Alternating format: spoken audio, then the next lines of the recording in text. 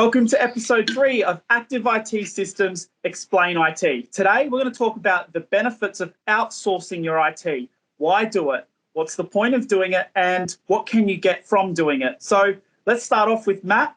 Matt, what is outsourcing your IT? Outsourcing IT is when you get a third party to come in and handle all of your IT for you. They manage your computers, your antivirus, emails, internet connections, everything that is to do with your computers and all of those parts of your business and the wheels that are turning behind the scenes that keep you going. All of that you can outsource to a team of professionals and do that for you, let you focus on running your business. Of course, and that's the bread and butter of Active IT Systems, your company. And how does this look for a company that might be doing their own IT or not even engaging in IT activities? How does this contract look, Steve? Yeah, so basically, effectively, what needs to occur is, number one is the client has to effectively give all of their trust in all of their systems to this third party, which they may not know from a bar of soap. And quite often that's a little bit of a hurdle that, that we need to overcome, because when it boils down to it, the client has basically entrusted us to run everything for them. If you have a look at what's recently occurred with the coronavirus situation, IT's been in a lot of demand and keeping businesses afloat, or mobilising to work from home and so on. But effectively, rather than having your internal IT department take care of those types of things, you've got this team of people that can do the same, and it's usually for a lot less cost than employing people directly. You've got a lot more skill sets to play with, and in many respects, you've got a lot more kind of brain power and more eyes that you can look on a particular problem or a solution. So you start to get like a bit of an economy of scale going on.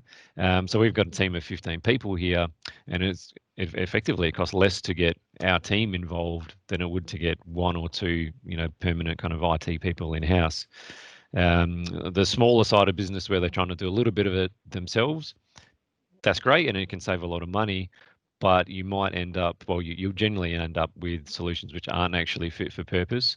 Might be hastily implemented and not quite right for what the business needs to achieve. Absolutely. And when I started in my business personally, I thought, IT, I can do that myself. I set up my Gmail, my Google business account, G Suite as it was called, yep. And thought, great, I don't need anything. I just buy an internet plan and off I go. Then 2 years in, I thought, actually, this is the time. I got pushed. Let's go into IT. Let's get a contract. Actually manage it. And I realised it was only about $300 per month, roughly, or in that initial case for me. Since gone up as I've scaled up. But what for those companies that have an untrained business owner or an untrained office manager who's just kind of doing the little pieces, what would you say you add to what they do? How do you make them sharper and increasing productivity, security, and those key things? Yeah, I'll tackle part of this question. The first one is for the office manager. So one of the great things that we do is basically save them a ton of time. Quite often the office manager is the liaison between themselves, their company, and IT. And in many cases, we've been able to remove a lot of the pressure and stress that the office managers put under to deal with little IT niggles, because they know that they can basically handball that off to the IT team, and they'll get it sorted. I think one of the huge benefits from that is it's not taking up the office manager's time to, my monitor's not working, the printer's jammed, all those little type things. They've got this team of other people that can deal with the problem. Let's the office manager or the business owner get back to actually what they need to be doing. In a business owner perspective, that's running and developing a business, not dealing with, IT niggles and little problems. In a more practical sense, I suppose Matt can continue on with what we do on a day-to-day basis to make their lives a bit easier. Yeah, so especially just going on your point about office managers, it's really a symbiotic relationship, because they're going to be the person that a lot of their staff have been coming to with these issues. And it also insulates management. Like the owners, directors from those discussions as well. So there's a lot of benefits to be gained there if you do have an office manager in that position, to have them be the point of contact for active IT or your IT department. But yeah, as far as day to day goes, there's so many little things. If you think about internet outages, there's a lot of questions that can come up. It's like, what's going on? Why is the internet going slow? Or why can't we connect? What's happening with these connections from people that are working remotely still through these trying times through COVID? And sometimes those questions can lead to a lot of frustration, and just being able to get some answers and talk to someone about it, and they can investigate and they can say, oh, there's a reported outage at your point of internet connect with the NBN, and that's why it's out, and this is the expected restoration time. It just brings a lot of surety and just peace of mind to the staff as well. But just being able to consult on things like getting new equipment, getting printers, making sure that everything is fit for purpose.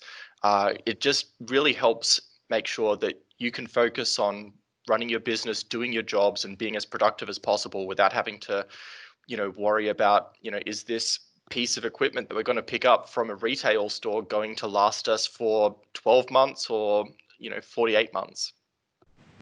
Yep. Got it. And knuckling down on those benefits, what does, they're having this arsenal effectively of IT professionals behind an office manager. I like that wording as well. A bit like you guys are the weapon for them. So having you guys behind them as their firepower, so to speak, what does that do for productivity in an office? It goes through the roof, without being biased or anything. So I suppose effectively, if I draw parallels with like an office manager or like a 1 or 2 person internal IT team versus like a team of 10 or 15 outsourced IT experts, the internal guys, they're within their own little bubble. This is the only environment that they're looking after. They're going to know it very, very well, but they don't necessarily have the exposure to everything else that's going on out in the world, and no other environments or IT environments to, I suppose, to compare against. So with an outsourced environment, so we're a managed service provider and we're looking after 100, 200 different environments for our clients. We see benefits that one client might be doing, which we can then potentially implement with another client. So we've got a very, very kind of broad spectrum of what is going on in the world. Some clients, I suppose the smaller ones, they're more willing and flexible to be early adopters of newer technology and willing to give it a try, because the cost and impact is a lot less for 5 people. It's easier to implement something than it is for 50. But in our role, we can say, okay, this worked really well for this team of 5 to 10 people. This can actually scale up, and you can run this in a 50-person, 100-person organization. Whereas when you're in the internal IT bubble, you've got not limitations as such, but it's not as easy to get those types of things that either across the line or get them in front of management, because we've got the living proof that this system works. These particular changes, they actually do work. This client has done it. Have a chat to them if you like. So that helps with productivity and all those types of things. We've got a case at the moment where one client, they're about to buy a bit of gear from, I think it's from a big box retail store. We would normally supply them gear, but they're having a look at a bit of a bargain. But it's not quite fit for purpose. And by the time we adapt that hardware to make it fit for purpose, so upgrading Office licenses and Windows licenses and so on, it's going to cost the same as a regular old PC. So they're not actually saving anything, but they are spending a lot of extra time to make that happen. And having extra headaches as well, rather than just saying, we need computers, make it happen. And that's something that IT departments, outsourced IT, is really good at, is just you don't only offload the work, you offload the responsibility, the hassle. You just say, hey, this is the outcome we're trying to achieve, do it. And that's right, there's a consultation process. You can be involved in the decision making at whatever extent you wish. We have some clients that effectively just give us creative freedom and say, hey, we trust you. Here's the budget. Here's what we can afford to spend on this project. Make it happen. Give us the best solution that we can get. where others really want to be involved in that process and go through with a fine-tooth comb and make sure that they understand everything that's going on. And neither of those approaches is wrong. They're both suitable for different businesses, different management styles, and we're happy to cater to both of them. Yeah, and I suppose I look at it, I've been in the game a long time, and I look at it from a very large picture kind of perspective.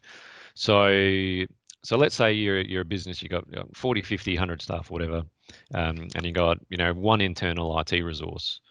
And if you're watching a video and you've got one IT guy within your company of that size, you'll know that if they're sick or if they're on holidays, or otherwise busy on something, maybe trying to get a bit of training done, that they are not available to look after the staff within the business.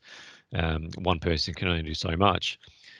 However, the cost to have that one person employed is going to be probably, well, most likely it's going to be higher than having, a team of 10 or 15 available. It's all about economies of scale and things like that. Yeah. So one of the things that we can do in other MSPs around the country, if someone rings up with a help desk type problem, we got guys which are available to answer the phone straight away. You're not necessarily waiting hours and hours and hours for someone to get back to you for a simple type problem, because we've got multiple people here. Whereas if you've got one IT person or two, you need to balance, the annual leave, sick leave, training. They still need to learn new things. They might be working on a project, and their focus on the project detracts from day-to-day repairs and maintenance type thing. Or they might need to forego maintenance because they're so busy repairing things. Or the project gets delayed because they're so busy focusing on the repairs and day-to-day type stuff. There's only so much one person can do in 8 hours. Whereas, we've I don't know the sums, but we've got, I don't know, maybe 100 hours a day, or probably about 80 to 100 hours of real technical capacity, which we can actually get things done in. Yep. We have some clients that will consume 40 hours in one day and then 0 hours the next day. And if you've got internal IT, you have to average that out. You don't have a choice. We've got a lot more burst potential. Yeah, exactly right. Yeah. Got it. And that's something that leads quite well into my next point, which is doing things properly. And one thing that happens is when you have more time is you get more time to do things properly. So if you're one of those office managers or business owners who's trying to do things on their own, and IT would form maybe 4 hours of your week, let alone your day, doing things properly, not doing things properly could have security implications, as well as productivity and efficiency implications. So how do we as a business, how does active IT systems fix security problems, particularly through having more time to work on these problems? Yeah, I think one of the biggest aspects is security, and cybersecurity is front of mind for us. It's one of the big concerns in the industry. Whereas in a business owner or office manager, they've got other things that they're worrying about, more pressing matters. So let's say a client was to come to us and say, hey, we need a solution to do this. We're setting up a new office over in Victoria or something like that, or we're about to expand, or we just want to change the way we're doing things. So immediately our thoughts are, okay, is it actually feasible? Is it actually going to work? What are the security implications surrounding that? So in many cases, it's security or cybersecurity by design. It has to be built in to whatever the solution is going to be. Because we are thinking about that like constantly, it's second nature for us, and we understand all of the situations and the problems that can occur by not having it done right. So I think I can't remember the chap who said it, but basically he asked the question is, why would you do this job to save a wage when you could be focusing on something else? So in this case, if you're a business owner, why would you be spending time figuring out what software is going to work for you and implementing it and all those types of things, when you could be focusing on business development and sales and looking after your team, and then get the experts to do that job for you, and we'll be able to get it done a lot faster. Yeah, there's definitely a point there as well with leveraging the experience and the economy of scale with having outsourced IT as well. If someone has a internal IT guy who's been working there for 5 years, and they want to do a security review. You come in and, he can look through documentation, he can read up on what's going on, find all the best practices, familiarize himself with them, and effectively learn it all from the ground up, and then do this single implementation that he's only ever going to do once, and it's going to be at your company and it's going to work. But the amount of groundwork, the amount of training that needs to go into it, it's already done. All of that is done behind the scenes for us because we need to roll it out to, 50, 100 different clients to various degrees. So we don't need to relearn all of that stuff every time, and you don't need to pay us to relearn it every time we want to roll something out for you.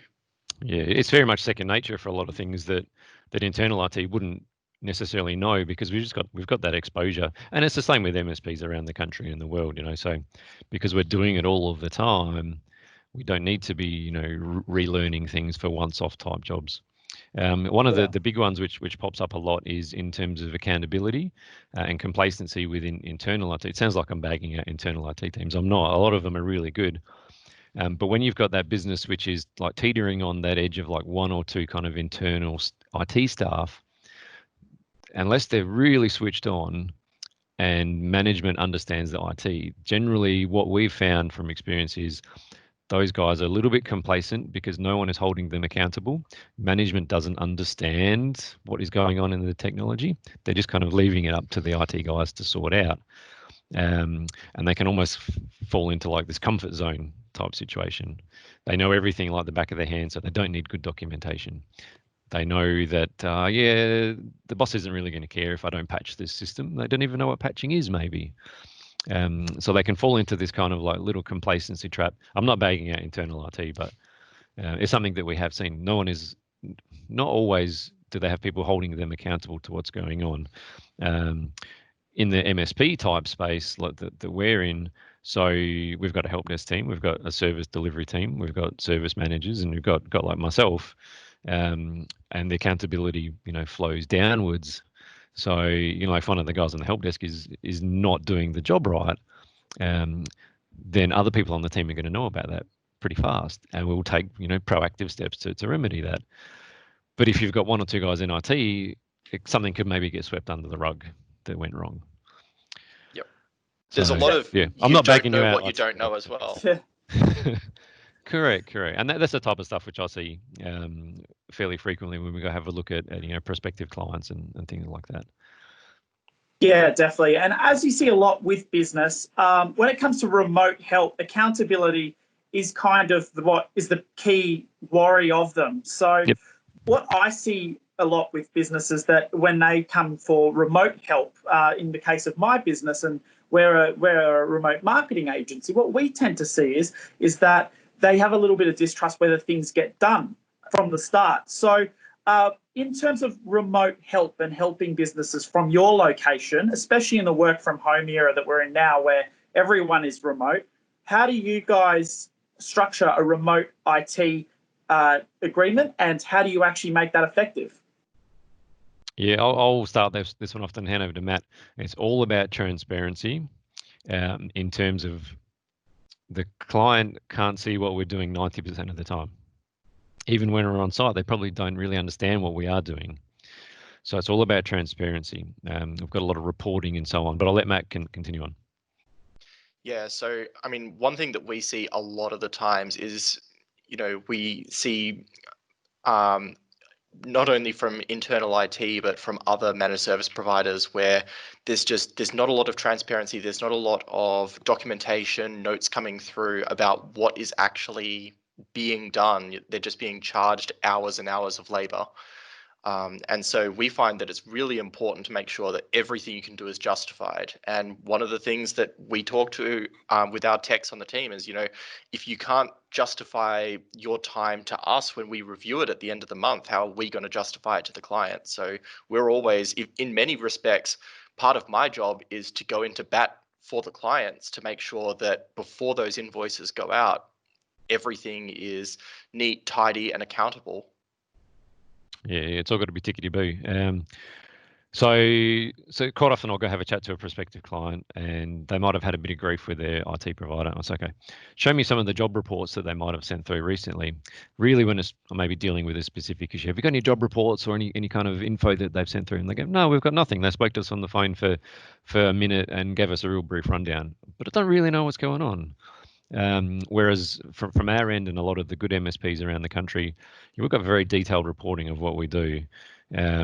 We need to basically have almost a line by line type situation of these are the things that we've done, these are the things which have worked, these things maybe haven't worked. This is the outcome.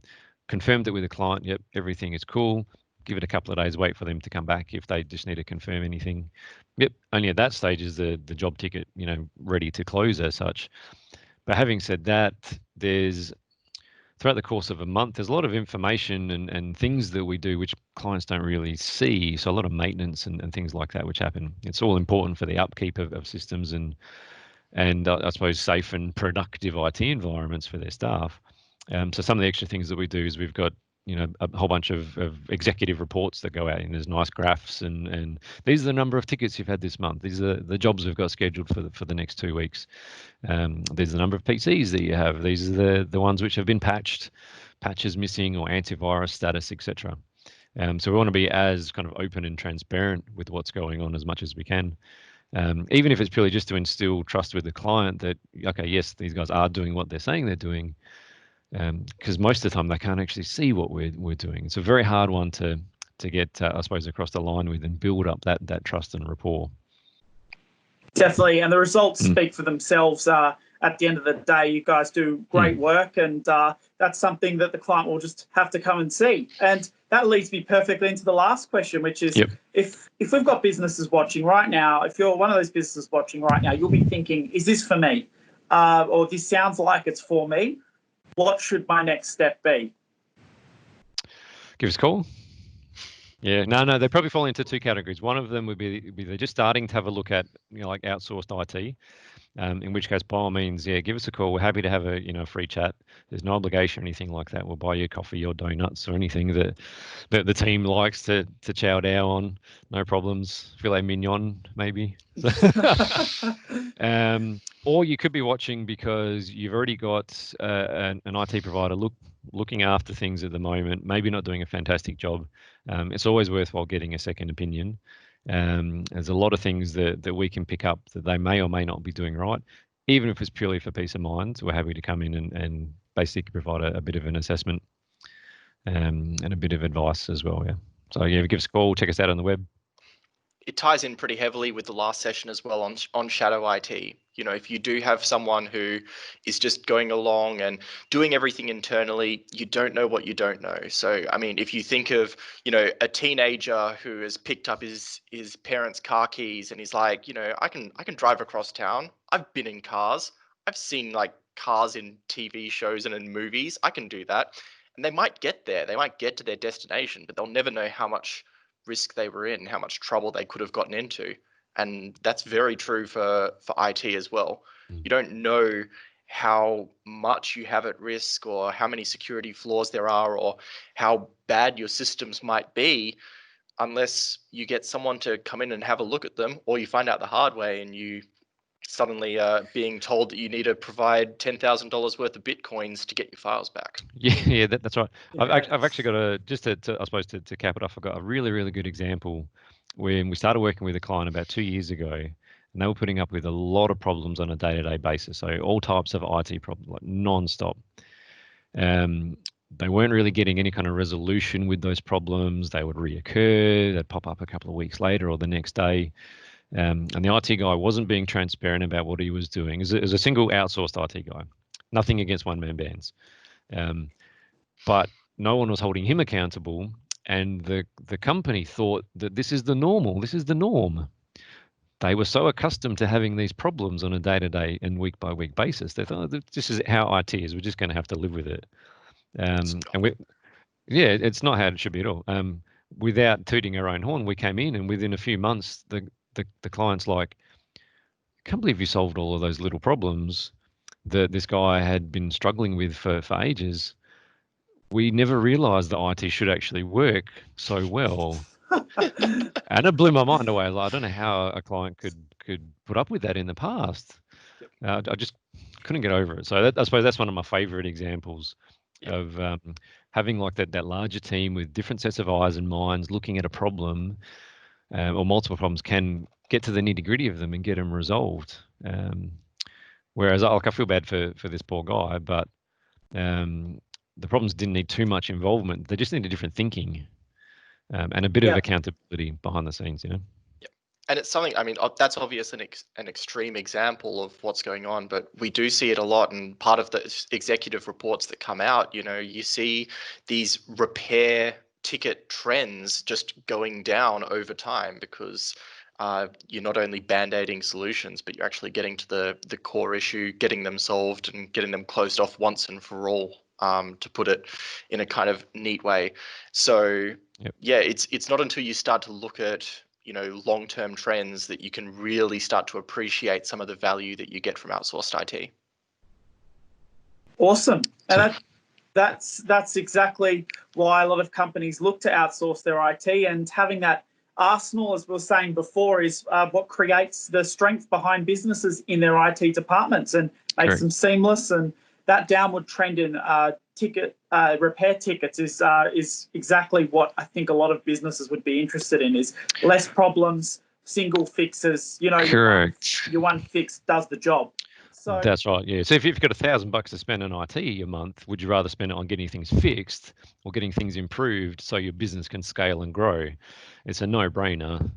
Yeah, absolutely. Yep. Well, that caps off episode 3, I believe, of Explain IT. To find out more about Active IT Systems Service, please head to their website, aitsys.com.au. Thanks, guys, for tuning in. Thank you, Steve. Thank you, Matt. It's another great episode, and we'll be back again. Thanks. Thanks, Ali. Cheers. Cheers.